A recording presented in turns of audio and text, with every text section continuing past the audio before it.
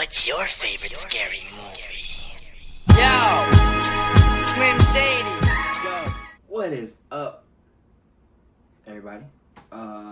Today is a movie episode of Off the Dome with your boy P90.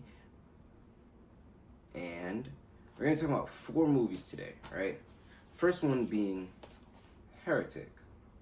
2 young missionaries are forced to prove their faith when they knock on the wrong door and are greeted by a diabolical Mr. Reed. Made to choose between belief and disbelief, they find themselves plunged into the dark labyrinths of Reed's mind in a deadly game of cat and mouse and twisted horror from writer-director Scott Beck and Brian Woods. A Quiet Place. Alright. I should watch this with the commentary on. Anyway, A24 Productions, film Heretic. Right? Now, this movie is not what I thought it would be. At all, actually. This movie is like, alright, so when you see the way that the trailer was made, you think that there might be like a big ass labyrinth that is involved in here. And like, yeah, he has like an underground lair in this film, but it's not a labyrinth. They actually get locked in a room. They get locked in 2 rooms. They get locked in his house, living room. Technically, they're locked in there once you think about it. And then they get locked in his little office where they listen to him rant about stuff, which the rants are good. He's crazy. Like, everything just sounds great. It's convincing. It's convincing in a crazy way. It's like, oh, all right, this crazy person really believes everything they're saying. And I don't know, I wouldn't say it's rubbing off on me, but it's giving me the creeps, the heebie-jeebies, the what the fuckers. And he does a fantastic job at doing that, right?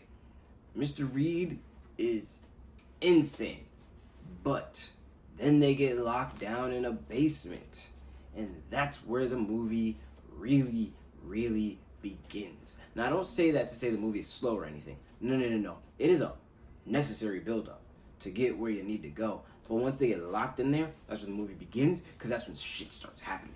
When shit starts happening, you're just like, oh, fuck. That sucks. Wow, I can't believe that had to go down that way. Or that's happening. Or whatever. Or this man's really that crazy. Who's that crazy? Well, he is. And I think you should watch it because, like, there's this part where he notices a scar on her arm, and not a self-harm scar. No, it's a scar for an implant. And he uses this as part of his argument to this very, very, very wild theory. And it's just like, wow, man, you're nuts. Someone needs to save you. Not me, you. And I don't think God can do it, because you're too far gone. Heretic, very well done film. I believe I gave it a 4 out of 5 stars on Letterboxd. Maybe a 3.5. I really like using Letterboxd. It is so much fun. It's great. Interstellar is another movie that I watched recently, and wow, wish I seen this in the theaters. This movie is great. Interstellar is like really fantastic. It's another one of those kind of space guy has to save the universe things. From the director Christopher Nolan comes the story of a team of pioneers undertaking the most important mission in human history. Academy Award-winning Matthew McConaughey stars as ex-pilot turned farmer Cooper, who must leave his family and a foundering Earth behind to lead an expedition traveling beyond the galaxy to discover whether mankind has a future among the stars. So basically, in this movie, he's saving Earth by seeing if we can move up there somewhere, right? Leaving his kids behind, leaving his pops behind, and trying to help save everyone because these dust clouds are fucking shit up. The entire world is about to go to shit. Sorry. Really good film. Really, really emotional. Did I cry?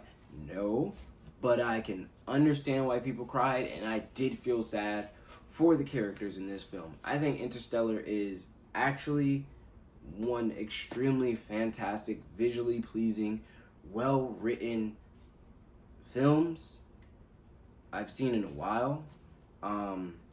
Genuinely, like, would watch again. I own this digitally on Apple. I own this double disc, and I also have this digital version that's on here too. It's just a really good movie, man. It's really good. It's really fun. I pretty sure I gave it like 4.5 or 5 out of 5 on Letterboxd. Kill Bill Volume 1. I will be watching Kill Bill Volume 2 later this week. This movie right here. This movie is so much fun. This movie is great. This woman, right? She basically got her ass kicked in a church. I believe on her wedding day. Well, I want to say she was pregnant. I don't remember if she was pregnant, but I think she was pregnant. Anyway, she got her ass kicked. They almost killed her. Instead, they left her to die. She ended up living, and she wants her revenge. And it's just a real fun adventure of her getting her revenge, kicking people's ass, killing people kicking people off the hit list and shit. It's so dope. It's funny. It's fun. And I think it is highly worth a watch. If you've never seen Kill Bill, now is the time to watch it because it has a 4K Blu-ray digital combo available in Walmart and probably Amazon as well. This is never an ad, by the way. I just love these films, so I'm going to tell you where to get them, but it's never an ad. Bro. Bloody, fun, hectic. If you never wanted to own a katana, this movie will make you want to own a katana or any type of sword. Truly, really. I remember my mom had these movies, never really seen them in full, so I was very excited to watch this. And I have part 2 right there. I'm going to watch it. I'm excited for it. Like, truly excited to watch the next one. It's going to be great. And number 4 is Rosemary's Baby. So the reason I watched this movie, because I was actually avoiding this film, right? I was avoiding watching Rosemary's Baby because it was old. I love old movies, don't get me wrong. I love The Blob, like the original The Blob. Fantastic film. I think it's super fun. But this movie right here, I don't know why. I didn't want to watch it. But then I saw Apartment 7A, and Apartment 7A is a prequel to Rosemary's Baby. And boy, do I love The Omen. So I think I need to watch Rosemary's Baby. So I did. Bought the movie. No, I didn't. It's on Paramount. I bought the Paramount. I have Paramount. So I watched the movie on Paramount. And I was like, God damn, this movie's so good. I'm getting this DVD. And so I did. Fantastic film about a woman who moves to a new place with her husband, New York. And her husband is overwhelmed by the support of their old neighbors who he didn't want to hang out with at first, and ends up offering them something in exchange for being famous. He wants to be the star of the show and every show, and he gets it. Boy, does he get it. But his only condition was, don't hurt my wife. Oh, because he cares about her so much. Boy, I hate her husband in this film. I don't even know if I should get into it like that. But her husband in this film, Guy, I don't care what anyone says. No, Guy needs to go. Like, listen, trade your soul for stuff, right? Whatever. Trade a lot of things. Cool. Do not get married and then trade your partner for stuff. You got married. You're supposed to protect them. There's a lot of things that I, like, teeter-totter on or believe whatever, right? One thing is, if you're gonna get married, dog, if you're gonna get married, you protect that person. He did not protect her. Just because they didn't hurt her physically, her personally, does not mean you protected her at all. Because she lost something precious to her and had to make the choice to stay and deal with it, or freak out and maybe even eventually just that's a difficult thing to do.